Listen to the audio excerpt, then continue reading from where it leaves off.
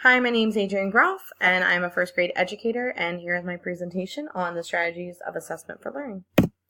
So a little bit about me, career-wise, I am a first grade teacher, previously second grade teacher for the last 4 years, so changed grade levels this year.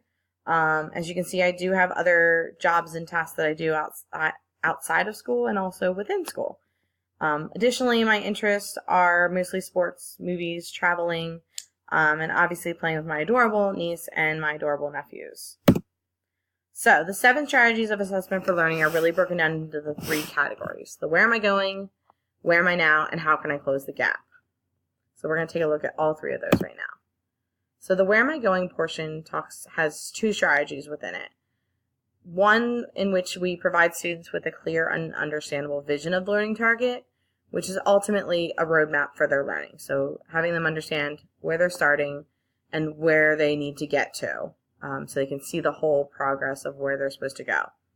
Strategy 2 talks about using examples and models of strong and weak work. So I really identifying what is good work and what isn't good work. So the writing rubric is a perfect example where students are able to kind of match up their work with what a 1, 2, 3, or 4 is, so they can even understand how they got the grade that they got. So where am I now? So strategy 3 offers regular descriptive feedback during learning.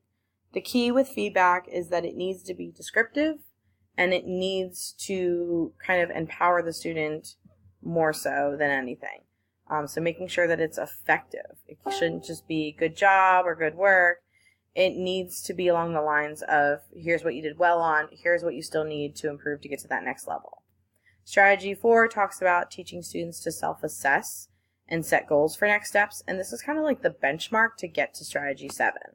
So in order for students to be able to do strategy 4, they need a clear vision of what they need to be of where they're going with it, in order to self-assess effectively. So whether they finished it, whether they've accomplished their goal or they're still improving, and then how to make a further goal from there. And ideally, this is kind of the strategy that they talk about. Students with learning disabilities, as much as we think they probably can't do this, this is the one where they can make the most gains from. And that was something that was really hit home for me. So how can I close the gap? So strategy 5 talks about using evidence of student learning needs to determine next steps in teaching. This is ultimately using your assessment to drive your instruction. So how are you grouping kids? How are you changing up the speed and pace of your instruction to match with the learning that's taking place? Strategy 6 talks about designing focused instruction followed by practice with feedback. So the best example is the one from the book that they used in regards to writing.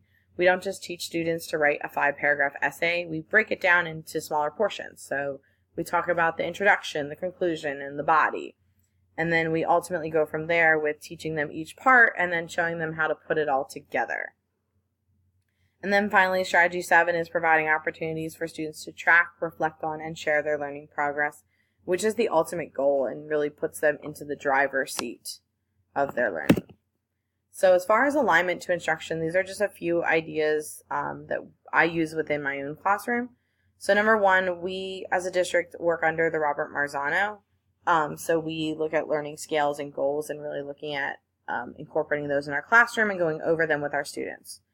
Also doing student tracking of pre and post assessments to really show them, like, look how much you've grown, you've gotten more answers right, stuff like that.